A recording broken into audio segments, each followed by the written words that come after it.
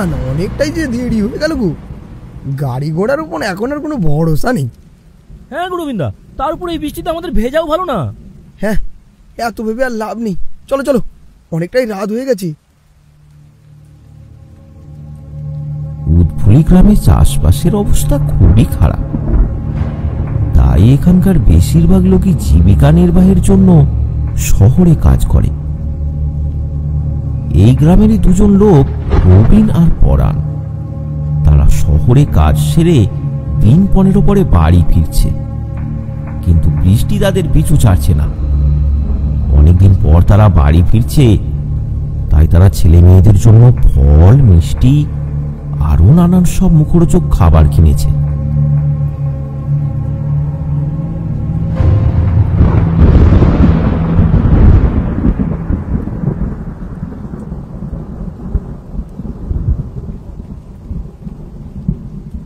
বলছি পড়ান, ওই ছোট রাস্তা ধরে তো বাড়ি যাওয়া যাবে না গো, ওই ঘুরপথে ভিজে ভিজে যেতে হবে। কেন রবিন্দা, এই ছোট রাস্তা ধরেই চলো, না হলে এই বৃষ্টিতে ভিজে দুদিন পর আর কাজে যেতে পারবো না। তোর কি মাথা খারাপ নাকি? এত খাবার দাবার আছে, কি হবে বলতো? ও কিছু হবে না, সব খাবার দাও আমাকে দাও, আমি আমার এই ব্যাগের ভেতর লুকিয়ে নি, কেউ টের পাবে না। বলছিস? আচ্ছা তাই কর, যা আছে কপালে দেখা যাবে। সেই মতো তারা একটা ব্যাগের ভেতরে সব খাবার দাবার রেখে ভালো করে পুটলি করে পা বাড়ালো ওই ছোট রাস্তার দিকে। আসলে ওই ছোট রাস্তার মাঝে পড়ে একটা মস্ত বড় বাঁশ বাগান, আর সেখানে ওই বাঁশ ঝাড়ের মাথায় থাকে এক ঝাঁপড়ি।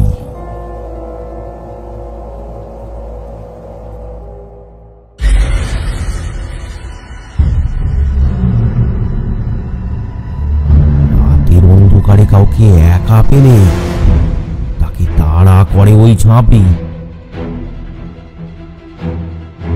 বিশেষ করে কারো কাছে যদি কোনো খাবার থাকে, তাহলে তার ওই খাবারে সে নজর লাগিয়ে দেয়। তাই অন্ধকার নামার পর কেউ খুব একটা দরকার ছাড়া ওই পথ দিয়ে যায় না। ঠিক যেমন আজ রবিন আর পরাণ বাধ্য হয়েছে ওই পথটা বেছে নিতে। ঝিরঝির করে বৃষ্টি পড়ছে, তারা মনে ভয় নিয়ে এগিয়ে চলেছে। বাঁশ বাগানের সামনে আসতেই হঠাৎ তাদের বুকের ভেতরটা ছ্যাঁত করে ওঠে। রবিন্দা, ভয় করছে নাকি? এখন আর ওসব ভেবে কি হবে, চলো যা হবে দেখা যাবে।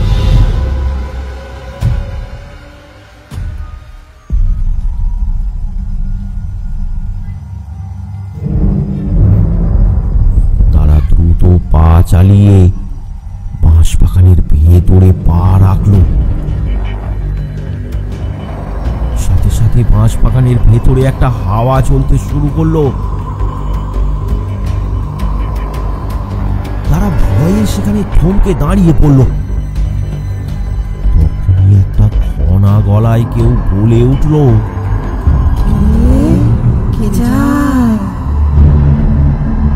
তোদের ব্যাগে কি আছে তোদের ব্যাগে কি আছে দিয়ে যা। এদিক ওদিক তাকিয়ে কোথাও কাউকে দেখতে পেল না তারা। হঠাৎ রবিনের চোখটা ওপরের দিকে যেতেই সে চমকে উঠল।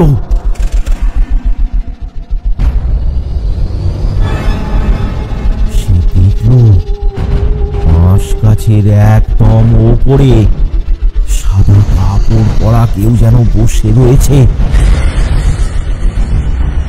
তার অর্ধেক শরীর দেখা যাচ্ছে না, সেটা বাঁশ গাছে ঢাকা পড়েছে।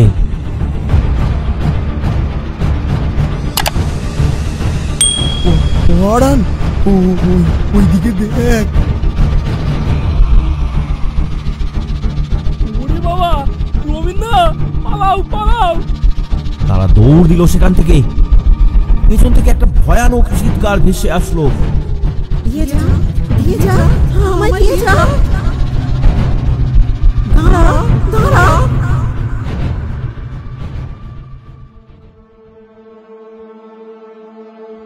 তারা এসে থামলো একদম গ্রামের আটচালার সামনে। পরাণ, কি হবে গো? আমি তো ভাবছি সব ফেলে দেবো। দূর, কিচ্ছু হবে না। একটু ঝাঁটা বুলিয়ে নেবে, সব আকর্ষণ কেটে যাবে। না গো, আমার মন মানছে না। এই সব ফেলে দিই, বলো, সব ফেলে দিই। তোমার কি মাথা খারাপ? সব খাবার ফেলে দেবে? কত দাম জানো? তুমি দাও, আমাকে দাও, আমাকে দাও, আমি সব নিয়ে যাচ্ছি। রবিন সব খাবার পরাণকে দিয়ে চলে গেল।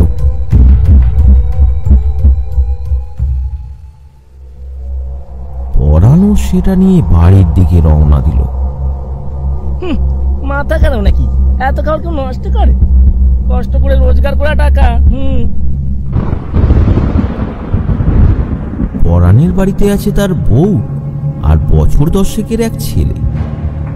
বাবার বাড়ি ফেরার কথা শুনে তার ছেলে এখনো জেগে আছে। যে আশায় সে এখনো জেগে আছে যে তার বাবা শহর থেকে নিশ্চয়ই তার জন্য অনেক কিছু কিনে আনবে। তাই পরাণ বাড়ি ফিরতেই তার ছেলে বলে ওঠে, বাবা এসে গেছে, বাবা এসে গেছে, বাবা, বাবা কি এনেছো আমার জন্য?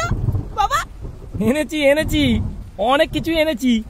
চুপ করে বস, সব দেবো। আগে একটু ফেলে দিই। তারপর পরাণ এক এক করে মিষ্টি, গজা, নিমকি সব তার ছেলেকে দিল আর নিজেরাও খেলো।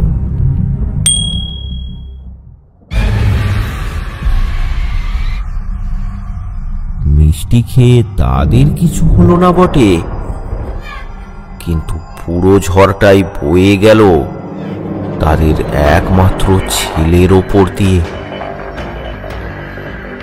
পরদিন সকাল থেকেই শুরু হলো তার ছেলের অসম্ভব রকমের জ্বর।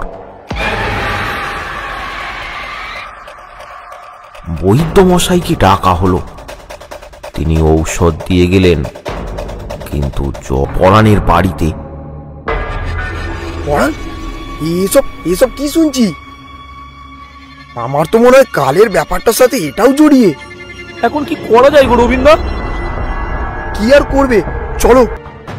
আকর্ষণ, আকর্ষণ, তোমার ছেলেকে আকর্ষণ করেছে ওই ঝাপড়ি। তোমরা সব জেনেও ওই রাস্তা দিয়ে সন্ধ্যার পর কেন এলে? খুব সমস্যায় পড়ে ওই রাস্তা দিয়ে আসতে হয়েছিল। আরে ঠিক আছে, ঠিক আছে, আমি একটু মন্ত্রপুত জল খাওয়ানো হলো পরাণের ছেলেকে। তারপর সে একটু সুস্থ হলো।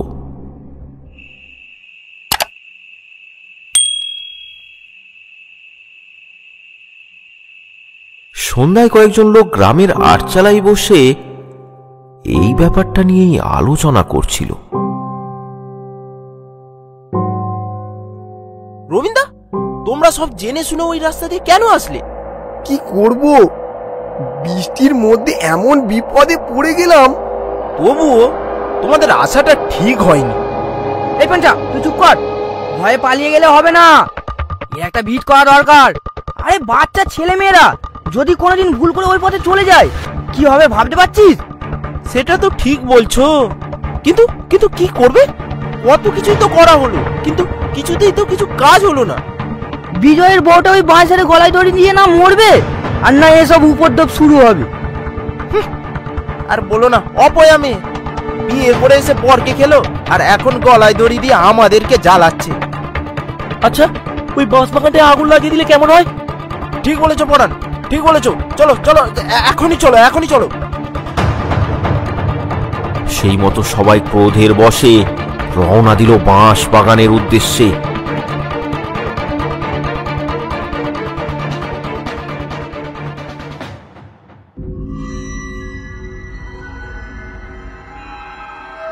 গ্রামের শেষে একটা মাঠ পেরোলেই সেই বাঁশ বাগানটা পড়ে। এই বাঁশ বাগানেই থাকে এক ভয়ানক ঝাঁপড়ি। প্রথম রাতে বাঁশ বাগানে কাউকে একা পেলে তার আর রক্ষে নেই। অবশেষে তারা এসে পৌঁছালো সেই বাঁশ বাগানে। কিন্তু এ কি অবস্থা! ঝড় নেই, বাতাস নেই, তবু বাঁশ বাগানের সামনের কটা বাঁশ মাটিতে ঝুঁকে আছে। রবিন কিন্তু ব্যাপারটা আন্দাজ করতে পারল। এই এই কেউ যাস না, কেউ যাস না, দাঁড়া দাঁড়া, কেউ যাস না। কি কি অবস্থাটা দেখতে পাচ্ছিস তো? আরে দু দু দু, ওসব কিছু না, ওসব পুরোনো বাঁশ, ওরা আলগা হয়ে পড়ে গেছে। চল পঞ্চা, চল তো। পরাণ আর পঞ্চা এগিয়ে যায়।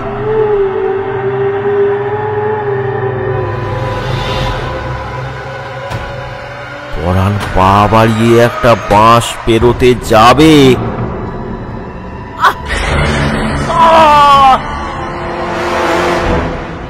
তখনই বাঁশটা হঠাৎ করে ওপরে উঠে যায় আর পরাণ ছিটকে গিয়ে দূরে পড়ে। পঞ্চা, দেখলি তো কি হলো? তুই আর যাস না, যাস না, ফিরে আয়, ফিরে আয়। আরে দূর, বাঁশটা কোথাও হয়তো আটকে ছিল, ছেড়ে যেতে উঠে গেল। হ্যাঁ, আমি অন্যভাবে যাব, দেখো আমাকে।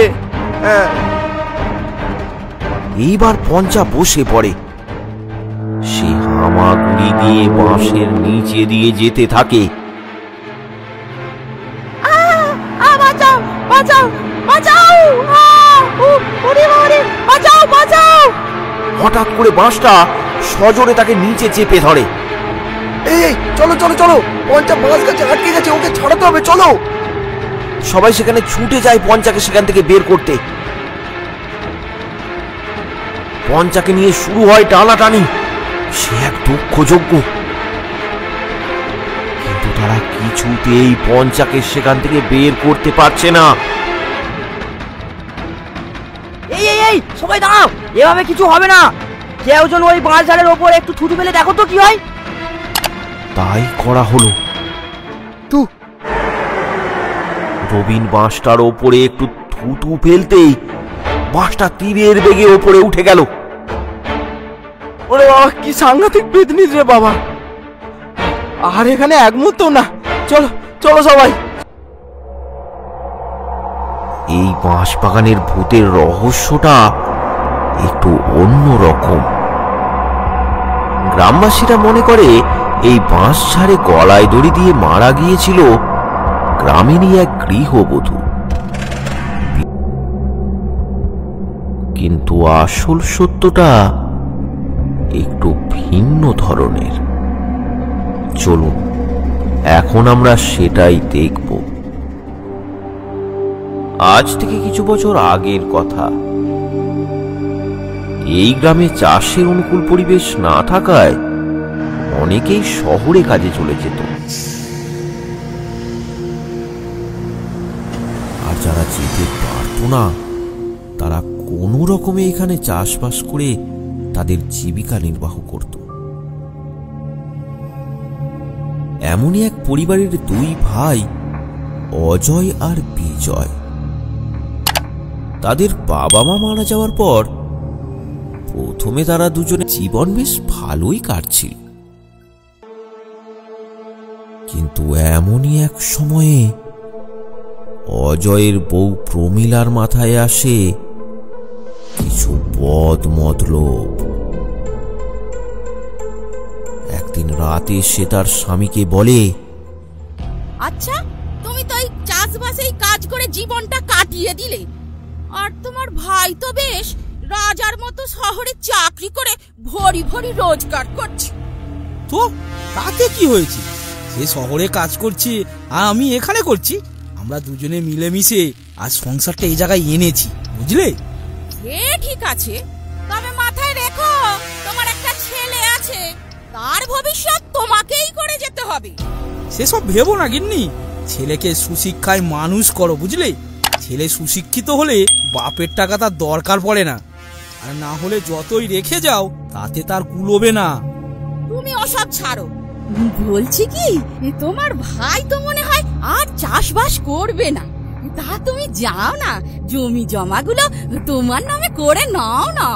না, তা হয় না। যতই হোক বাবার সম্পত্তি তারও সমান ভাগ আছে। ওসব তুমি আমার উপর ছেড়ে দাও, আমি ঠিক ওকে বুঝিয়ে সুঝিয়ে করে নেব। দেখো কি করলে কি হয়। যাও, আমাকে এবার একটু ঘুমাতে দাও।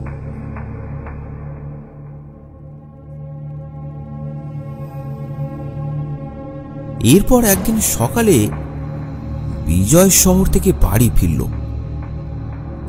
প্রতিবারই বিজয় শহর থেকে বাড়ি আসার সময় অজয়ের ছেলে মানে তার ভাইপোর জন্য অনেক খেলনা, জামাকাপড়, মিষ্টি এইসব নিয়ে আসে।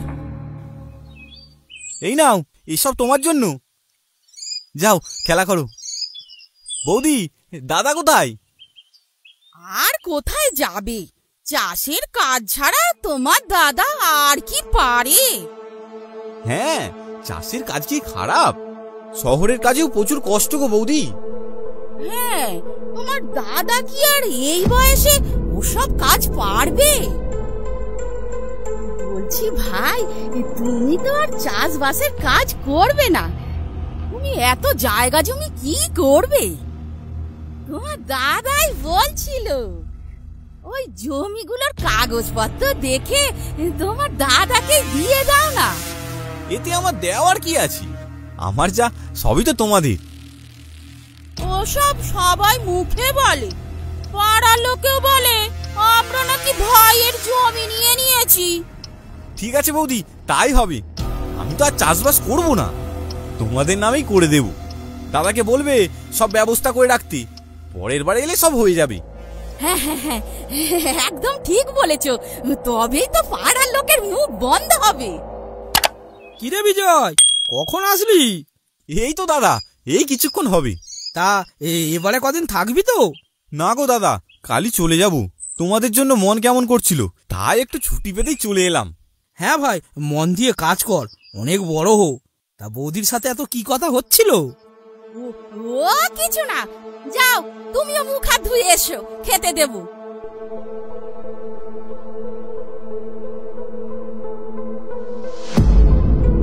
কাজটা তুমি কিন্তু ঠিক করছো না প্রমিলা। বিজয় খুবই সাদাসিধে, তার উপর ও আমাদের খুব ভালোবাসে। সেই সুযোগ নিয়ে তুমি এমন করো না। তুমি একটাও কথা বলবে না, তোমার মুড়েতে কিছু নেই। আমি যা বলি সেটাই করো। তুমি আমিন মশাইয়ের সঙ্গে কথা বলে সব কাগজপত্রের ব্যবস্থা করে রাখো। পরের বারে বিজয় এলে সব কাজ ছেড়ে নিতে হবে।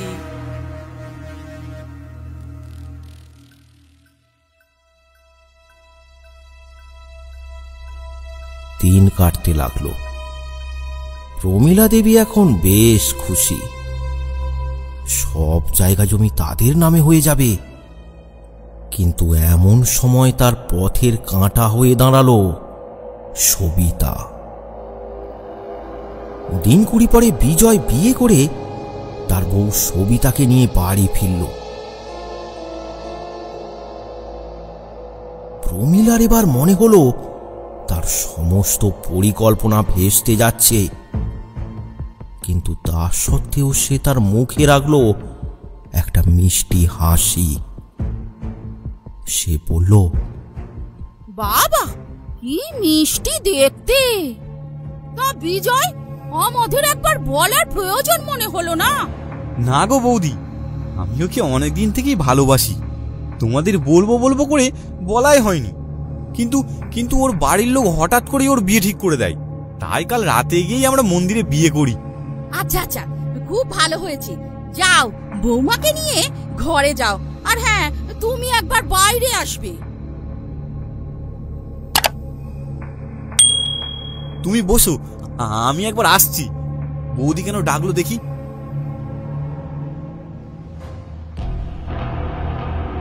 হ্যাঁ বৌদি বলো। বলছি জমির সব কাগজপত্র তোমার দাদা করে রেখেছে, তা আমিন মশাইকে কাল আসতে বলি। হ্যাঁ, এই আবার আমাকে বলতে হবে কেন? তাই করো। এই বলে বিজয় তার ঘরে চলে যায়। আচ্ছা, বৌদি তোমায় কি বলছিল? ওই জায়গা জমির ব্যাপারে। দাদা তো চাষবাসেরই কাজ দেখাশোনা করে, তাই বলছিল জমিগুলো দাদার নামে করে দিতে। আর তুমি তুমি রাজি হয়ে গেলে? তুমি এত বোকা কেন? তোমারও তো সংসার হলো, তুমিও তো আর সারা জীবন শহরে গিয়ে কাজ করতে পারবে না। পরে কি করবে? সে পরের কথা পরে ভেবে দেখব। মানে এখন যদি নামে করে দাও পরে তো সমস্যা হতে পারে।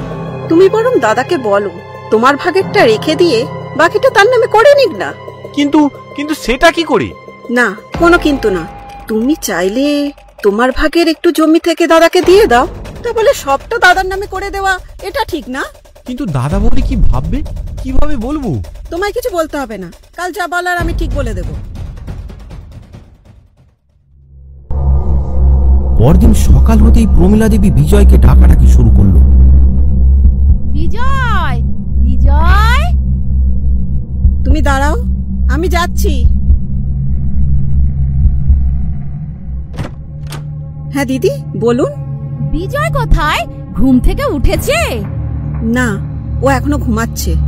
বলছি দিদি, আপনার সাথে আমার একটু কথা ছিল। হ্যাঁ বলো। বলছি আপনার ভাইয়েরও তো সংসার হয়েছে, ও বলছে সব জমি দাদার নামে করে দেবো। ওকেও তো ভবিষ্যৎ নিয়ে ভাবতে হবে, বলুন। হ্যাঁ হ্যাঁ, তুমি একদম ঠিক বলেছো। আমিও তোকে কত করে বুঝিয়েছি, ওই তো বলে আমি চাষবাস করি না, জমি কি হবে। না না, তুমি একদম ঠিক বলেছো। তুমি ওকে একটু বোঝাও, বুঝলে? বোঝাও বোঝাও। হ্যাঁ, সে আমি ওকে ঠিক বুঝিয়ে নেব। ঠিক আছে, ওসব বাদ দাও, তাড়াতাড়ি চলো, বাড়ির কাজকর্মগুলো সব সারতে হবে তো। প্রমীলা দেবী চলে গেল। ভেতরে ভেতরে রাগে ফেটে পড়লেও বাইরে তার প্রকাশ করল না। সে মুখে তার একটা মিষ্টি হাসি দেখে নানান সব পরিকল্পনা করছে প্রমীলা।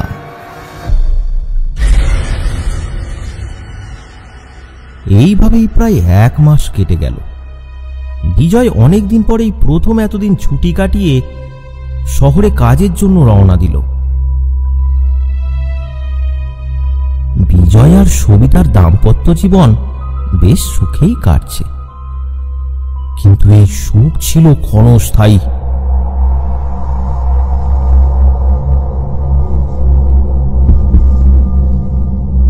একটা দুঃসংবাদ ধেয়ে আসে বিজয়ের বাড়িতে। সেই দিনই শহরে কাজে যাওয়ার সময় একটা দুর্ঘটনায় মারা যায় বিজয়।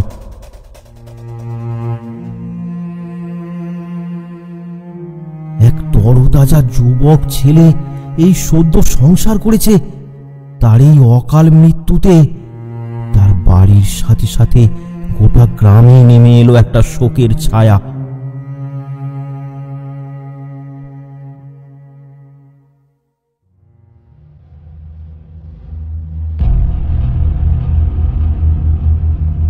কিন্তু এই সুযোগটাকে কাজে লাগিয়ে প্রমীলা দেবীর মাথায় খেলে ওঠে একটা ভয়ঙ্কর পরিকল্পনা। না, তা কি করে হয়? ও বিজয়ের বিয়ে করা বউ, তাই আইন অনুযায়ী বিজয়ের সম্পত্তি এখন ওর। দুদিন না ঘরে আসতে আসতেই সম্পত্তির ভাগ নিয়ে নেবে? না না না, এ আমি হতে দেব না। তুমি না চাইলেও সম্পত্তির ভাগ আইনিভাবে ওর প্রাপ্য। এ ব্যবস্থা আমি করছি, ওকে আমি বাড়ি থেকেই তাড়িয়ে দেব। সকাল হতেই বেরিয়ে এলো প্রমীলা দেবীর এক নতুন রূপ। তখন প্রমীলা বাইরে দাওয়ায় বসে, পাশে তার ছেলে বসে মুড়ি বাতাসা খাচ্ছে।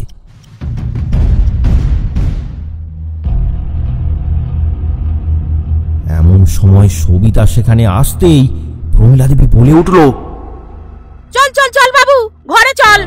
সকাল সকাল এই অপয়ার মুখ দেখাও পাপ। চল চল চল, ঘরে চল বাবু।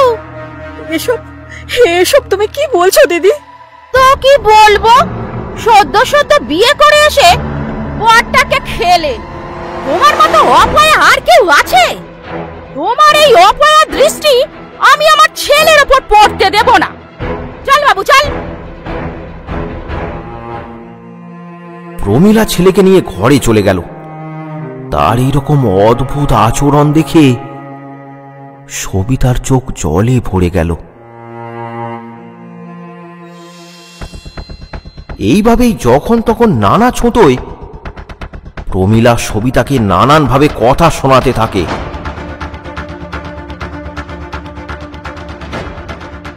ব্যাপারটা যে শুধু ঘরের মধ্যেই সীমাবদ্ধ থাকলো তা কিন্তু না। এক এক করে গ্রামের সকলের কানেই বিষ ঢালতে লাগলো প্রমীলা। তার উদ্দেশ্য ছিল একটাই, এত অপমান সহ্য করতে না পেরে সবিতা যেন তার ঘর থেকে চিরতরে বিদায় নেয়।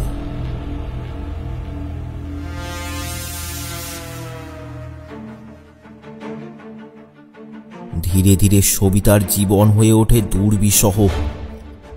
বাড়িতে থাকা তার পক্ষে দুষ্কর হয়ে উঠল। এমনকি বাইরে বের হলেও পাড়ার লোকে নানান ধরনের কথা শোনায়।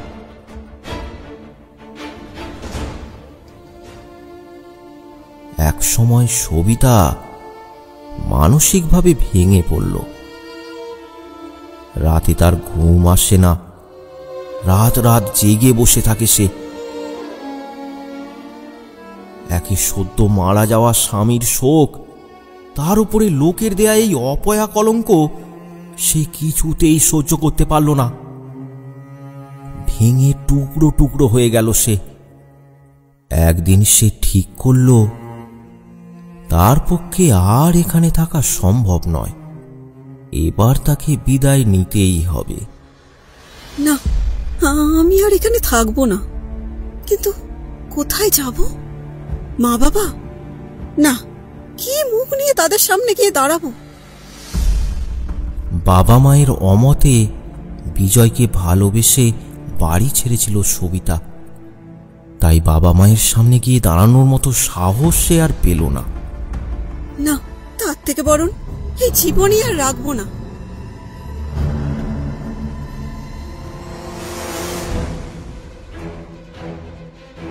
এই মনস্থির করেই সেই রাতেই সবিতা বেরিয়ে পড়ল তার জীবনটাকে শেষ করতে।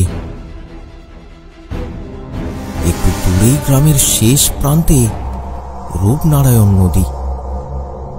সেই নদীতে নিজের জীবন বিসর্জন দেওয়ার জন্য সবিতা এগিয়ে চলল। নাওয়া খাওয়া প্রায় ভুলেই গেছে সে, তাই তার শরীরও এখন রুগ্ন জীর্ণ হয়ে গেছে। হেঁটে চলার মতো শক্তিও সে আর পাচ্ছে না।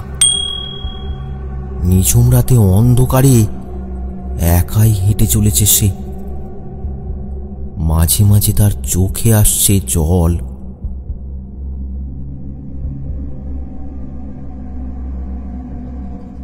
হাঁটতে হাঁটতে অবশেষে নদীর ধারে পৌঁছায় সবিতা।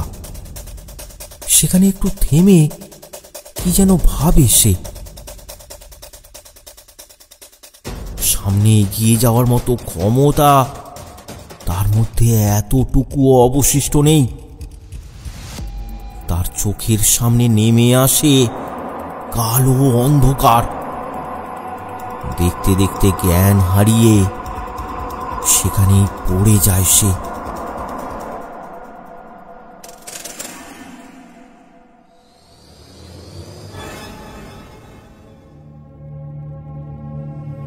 জ্ঞান ফিরতে সবিতা চোখ খুলে দেখল সে বিছানায় শুয়ে। তার সামনে দাঁড়িয়ে দুজন অজ্ঞাত লোক আর একজন বয়স্কা মহিলা। এই নদীর ধারেই বাস করত এক বৃদ্ধ জেলে আর তার স্ত্রী। তার ছেলে বউ কাজের জন্য শহরে থাকে। লোকটি রাতে নদীতে মাছ ধরতে যাওয়ার পথে সবিতাকে অচেতন অবস্থায় দেখতে পায়। এখানে এসেছিলে কেন? আমি এই জীবন আর রাখবো না। কেঁদো না মা, কেঁদো না। আমরা সবই জানি, লোকে অনেক কথাই বলবে। জন্ম মৃত্যু কারো হাতে লেখা নেই, সবই বিধাতার খেলা। নিজেকে দোষী ভেবো না মা, লোকের কথাই নিজেকে দোষী ভেবো না। আমি এই জীবন রেখেই বা কি করব? কার জন্য আমি বাঁচবো? যে নতুন অতিথি আসছে তার জন্য তো বাঁচতে হবে। নতুন অতিথি মানে? হ্যাঁ মা, তুমি এখন একা নয়, তোমার নিঃশ্বাসে বেড়ে উঠছে আরো একটা প্রাণ। কবিরাজ মশাই তাই তো বললেন। সব দুঃখ কষ্ট ভুলে সবিতা খুঁজে পেল তার জীবনে বাঁচার এক আলো। না, তাকে তো বাঁচতেই হবে। বেঁচে থাকার একটা অবলম্বন সে তো পেয়েছে, তার স্বামীর ভালোবাসার শেষ স্মৃতি। না, আমাকে বাঁচতে হবে, আমাকে বাঁচতে হবে। হ্যাঁ মা, এভাবে জীবন শেষ করতে নেই। আমি বাড়ি যাব, আমি বাড়ি যাব। কিন্তু এই অবস্থায় বাড়ি যাবে? তোমার তো শরীর খুব দুর্বল। হ্যাঁ হ্যাঁ, আমি যেতে পারবো, ও ঠিক যেতে পারবো।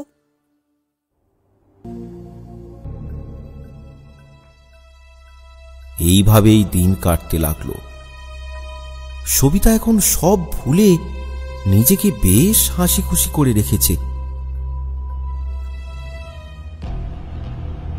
কিন্তু প্রমীলা দেবী ভারী দুশ্চিন্তায় পড়ল। ব্যাপারটা যে আসলে কি সেটা এক সময় হাওয়ায় ভাসতে ভাসতে প্রমীলার কানে এসে পৌঁছায়। বলো কি গো দিদি, এই জন্যই দেখি মহারানী এখন ভালোই খোশ মেজাজে থাকে। তবে আর বলছি কি বাপু, তুমি আবার যেন কিছু বলো না। আমার ওসব পরচর্চা একদম ভালো লাগে না। না না, আমি আবার কাকে বলবো। আসি গো দিদি, অনেক কাজ পড়ে আছে।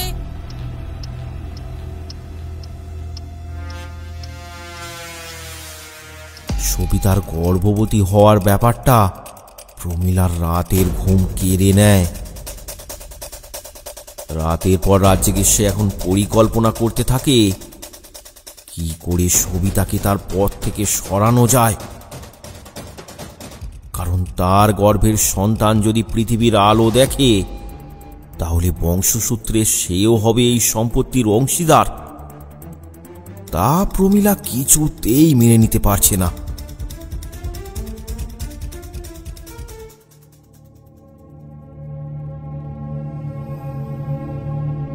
এই বিষয়ে তার স্বামী অজয়ের সাথে প্রায়ই তার ঝগড়া ঝামেলা লেগেই থাকে। ছি, এসব ভাবতে তোমার একটু লজ্জা করছে না? তুমিও তো একটা মা, মা হয়ে এসব ভাবো কি করে? মা বলেই তো এসব ভাবছি। আমার ছেলের ভবিষ্যৎ আমাকেই ভাবতে হবে। আমি আমার ছেলেকে তোমার মতো চাষা ভুষা বানাতে পারবো না। তোমার এই কুমনোভাবের জন্য তোমার ছেলে কোনোদিনই সুখের জীবন পাবে না, এ তুমি দেখে নিও।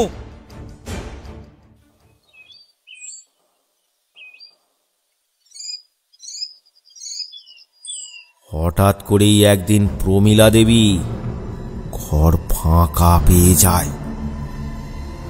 সেদিন অজয় চাষের বীজ কেনার জন্য শহরে যায়, আর সেই সুযোগটাকেই প্রমীলা তার হাতিয়ার করে নেয়।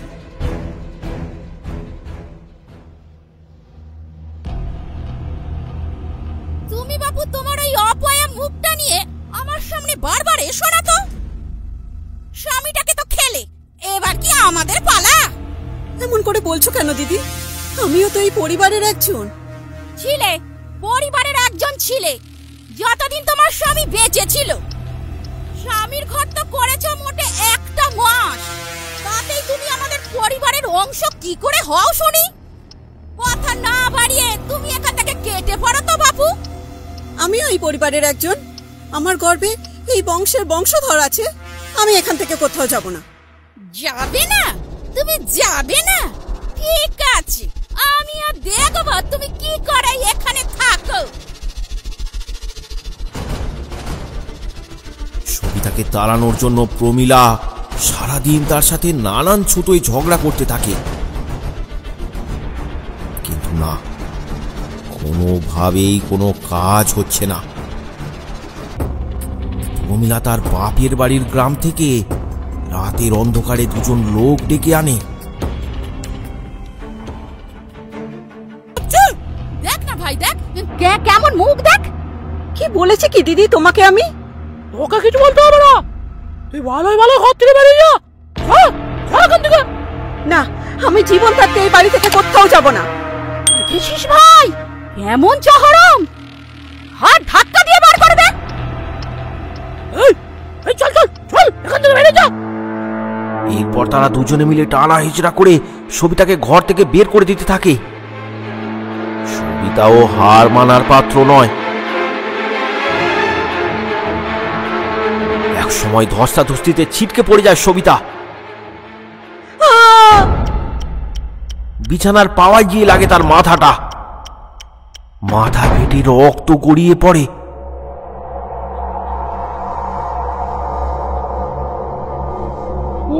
ও দিদি, মরে গেল নাকি? হ্যাঁ গো দিদি, এ তো মারা গেছে। আমরা কিছু জানি না। আরে ভিতর দল, মাথা ঠান্ডা কর, মাথা ঠান্ডা কর। যা হয়েছে ভালোই হয়েছে, একটু ভাবতে দে। ঘটনাটা যাই ঘটুক, প্রমীলা কিন্তু মনে মনে এমনটাই চেয়েছিল। এই এত চিন্তা করিস না, ওকে নিয়ে চল মাঠের ধারে সেই বাঁশ বাগানে নিয়ে চল। সেই মতো তারা সবিতার মৃতদেহটাকে একটা সাদা কাপড়ে মুড়ে কাঁধে করে নিয়ে চলল সেই বাঁশ বাগানে। রাত তখন অনেক, তাই গ্রামটা একদম নিঝুম, নিস্তব্ধ। কোথাও কোনো লোকজন নেই, এমনকি রাস্তায় একটা শেয়াল কুকুরেরও দেখা নেই।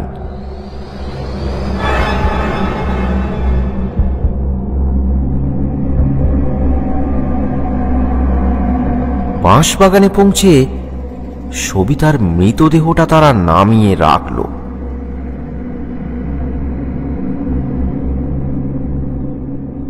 দিদি, এবার কি করব? কি আবার করবে?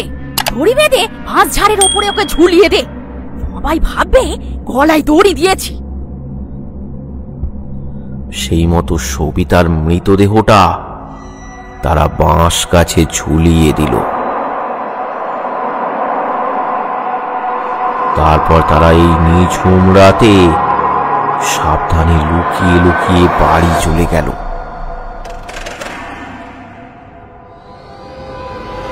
সবিতার মৃত্যুর রহস্যটাও অন্ধকারেই থেকে গেল সবার কাছে। গ্রামবাসীরা ভাবল সবিতা তার স্বামী হারানোর ব্যথা আর তার গর্ভের সন্তানের ভবিষ্যৎ কি হবে, এইসব চিন্তায় নিজেকে তিলে তিলে শেষ করার থেকে একেবারেই নিজেকে শেষ করে ফেলেছে। সবিতার সাথে করা অন্যায়ের শাস্তি প্রমীলা দেবী সুদে আসলে পেয়েছে। বছর ঘুরতে না ঘুরতেই একটা কঠিন অসুখের শিকার হলো অজয়। অনেক ডাক্তার বুদ্ধি করেও প্রমীলা তার স্বামীকে বাঁচাতে পারল না।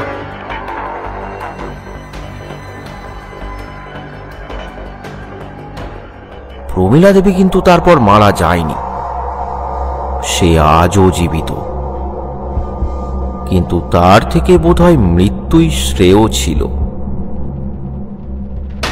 এখন প্রমীলা দেবী তার প্রতিটা নিঃশ্বাস প্রশ্বাসে এক নরক যন্ত্রণা অনুভব করে চলেছে। পক্ষাঘাতের শিকার হয়েছে সে। আজ প্রমীলা দেবী বিছানার শয্যা। প্রমীলা তার জীবনের মায়া ত্যাগ করে দিলেও তার কুকর্মের শাস্তি তাকে জীবিত অবস্থাতেই কড়াই গণ্ডায় বুঝিয়ে দিচ্ছে বিধাতা। তার সেই ছোট্ট ছেলেটি নরেন আজ অনেক বড় হয়েছে। সংসারের সব দায়িত্ব তার নিজের কাঁধে তুলে নিয়েছে। যত্ন সহকারে মায়ের সেবা করে চলেছে। তবে তার মধ্যে তার মায়ের গুণের ছিটে ফোঁটাও নেই। সে সৎ, সরল, সাদাসিধে, মানবিক একজন।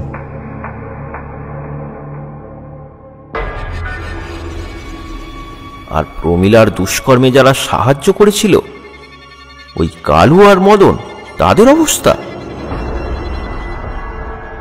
বুঝলি মদন, জীবনে অনেক পাপ করেছি রে, এবার একটু পুণ্য করতে হবে, কি বলিস? হ্যাঁ, তাহলে এবার ভজন কীর্তন করবি নাকি রে? যা বলেছিস।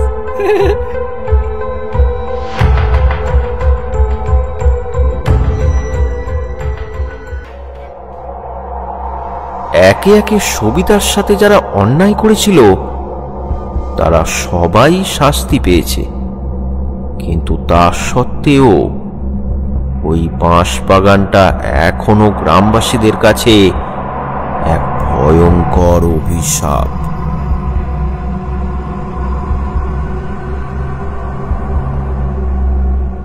গভীর রাতে সেখানে শোনা যায় কান্নার শব্দ।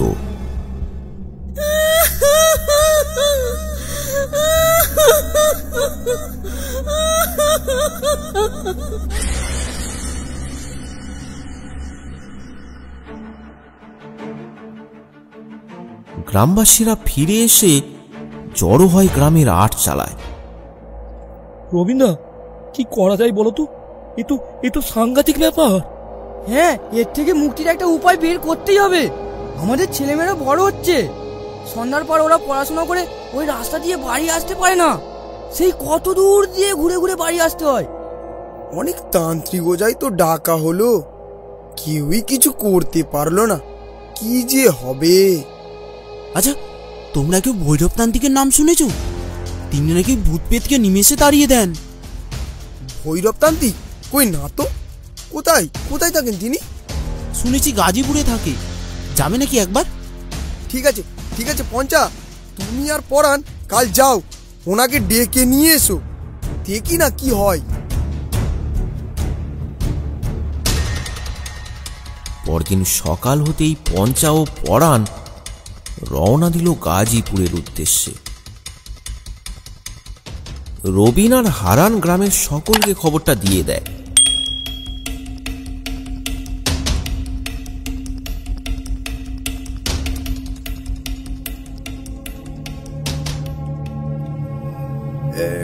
নরেন, বলছি ওই তান্ত্রিক আসলে সবাই একটু। সন্ধ্যা হয়। পঞ্চা ও পরাণ ভৈরবকে নিয়ে পৌঁছালো গ্রামের বটতলায়।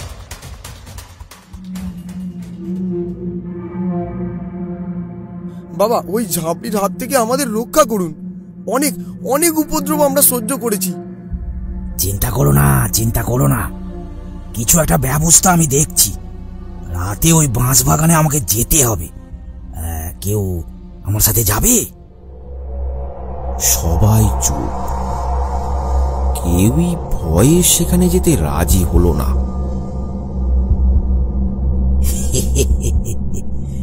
এত ভয় ছড়িয়ে রেখেছে ওই ঝাঁপড়ি, হ্যাঁ? সন্ধ্যার পর ওই বাঁশ বাগানের রূপ অন্যরকম হয়ে যায় বাবা, সে এক ভয়ঙ্কর দৃশ্য। ঠিক আছে, আমি একাই যাব, দেখে আসি ব্যাপারটা কি, তারপর একটা সমাধান হবে।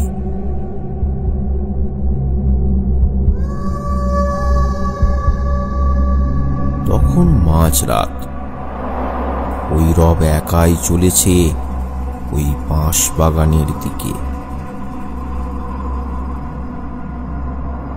কোথাও থেকে ভেসে আসছে পেঁচার ডাক।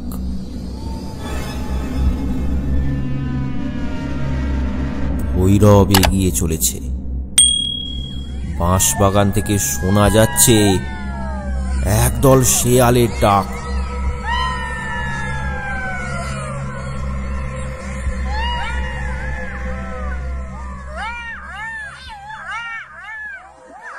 বাঁশবাগানের সামনে আসতেই শেয়ালের ডাকটা থেমে যায়। চারিদিক একদম নিস্তব্ধ হয়ে যায়। তখনই বাঁশবাগানের ভেতর থেকে শোনা গেল একটা বিড়ালের ডাক।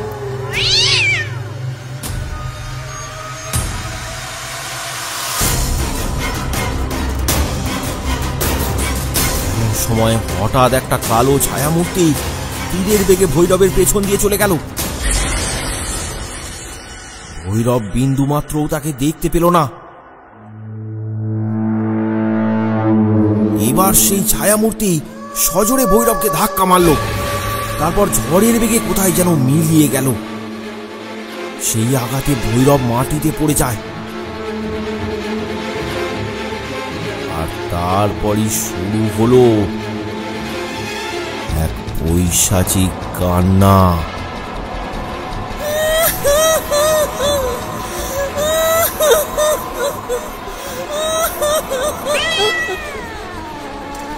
আর তার সাথে সমানে শোনা যাচ্ছে বিড়ালের ডাক। ভৈরব মাটি থেকে উঠে সেখানেই বসে পড়ে, তারপর চোখ বন্ধ করে।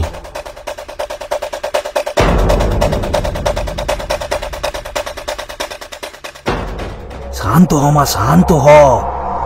আমি কোনো খারাপ উদ্দেশ্যে এখানে আসিনি। আমি এখানে এসেছি তোকে মুক্তি দিতে। তুই মুক্তি পেলে গ্রামবাসীরাও এই জ্বালা থেকে মুক্ত হবে।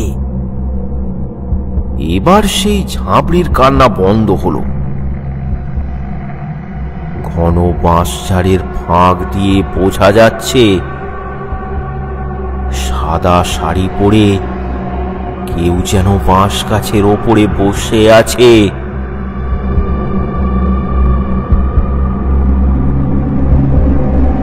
ভৈরব আবার চোখ বন্ধ করল। তার সামনে পরিষ্কার হতে লাগলো আসল সত্য। আমরা তাই করব। আচ্ছা, ওখানে যে গলায় দড়ি দিয়ে মারা গিয়েছিল, ওর বাড়িতে কে কে আছে?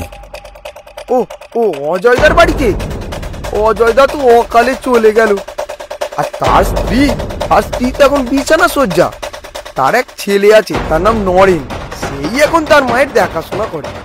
ঠিক আছে, তোমরা এখন সকলে বাড়ি যাও। আর কেউ আমাকে ওই নরেনের বাড়িটা একটু দেখিয়ে দেবে? চলুন বাবা। পরাণ ভৈরবকে নিয়ে চলল নরেনের বাড়ি।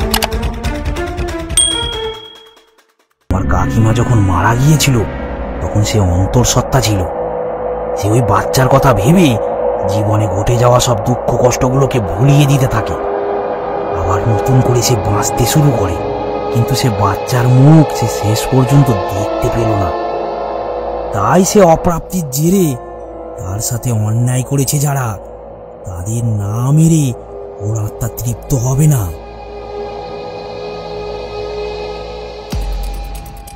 ও শেষ কার্য তোমার মাকে হত্যা করে তবেই ওর আত্মা মুক্তি পাবে। আমার মাকে মেরে? হ্যাঁ, তোমার মাকে ও অনেকবার মারতে চেয়েছিল, কিন্তু ও পারেনি। ভালো মদন মারা গেছে? এ যদি ওরই কাজ হয়, না আজ কিছু একটা ব্যবস্থা করতে হবে। বাবা, আমাকে বাঁচান, আমাকেও মেরে ফেলবে। তোমার মা সেই দিনই সেই মন্ত্রপুত তাবিজ ধারণ করে।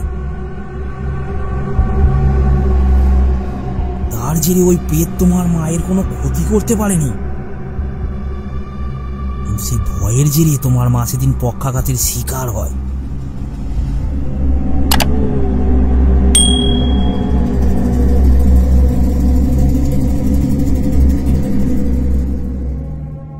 এখনো ওই তাবিজ তোমার মায়ের হাতে বাঁধা আছে। আপনি এসব কথা গ্রামের লোকেদের না বলে আমায় বলতে এলেন? তোমার মা এখন জীবিত থেকেও মৃতপ্রায়। এই অবস্থায় গ্রামের মানুষের তার ওপর করা অনাচার আমার মন মানতে পারবে না। তুমি কি পারবে এই কার্য করতে? পারবো, অবশ্যই পারবো। কিন্তু তুমি জানতে চাও না তোমার মা কি করেছে? জানি, সেটা আমি জানি। আমি তখন অনেকটাই ছোট ছিলাম। মা কাকিমার সঙ্গে সব সময় ঝগড়া করতে। আমি কিছু বুঝতাম না, কিন্তু আমার মনে আছে সেই রাতের কথা।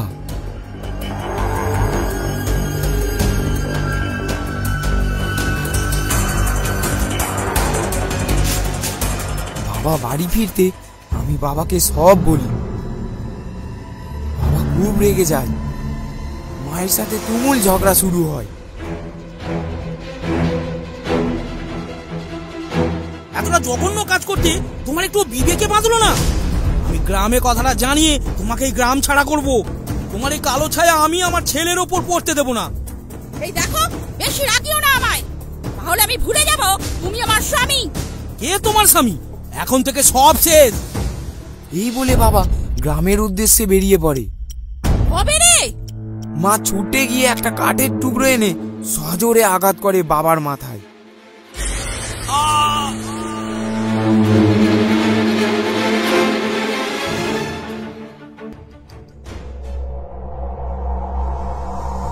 মা তার পাপের শাস্তি পেয়েছে। মা এখন বিছানা সজ্জা। মা যতই পাপ করুক, আমি ছেলে হয়ে তো আমার কর্তব্য ভুলে যেতে পারি না। কিন্তু আজ আমি আমার দুই মায়ের মুক্তি দেব, আপনি কিছু চিন্তা করবেন না।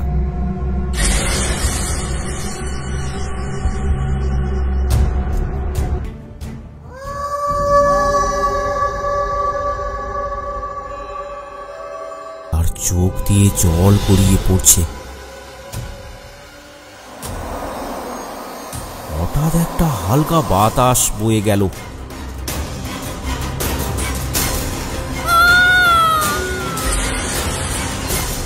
সাথে সাথে ঘরের ভিতর থেকে ভেসে এলো একটা আর্তনাদ। হ্যাঁ, সেটা প্রমীলা দেবীরই ছিল।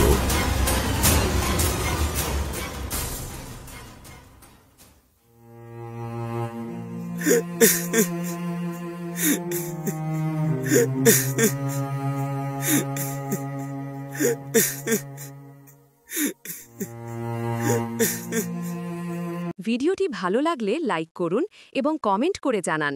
এমন শিক্ষণীয় ও মজার মজার ভিডিও পেতে আমাদের চ্যানেলটিকে সাবস্ক্রাইব করুন ও পাশে থাকা বেল আইকনটি প্রেস করুন। Subscribe now and press the bell icon. Never miss an update.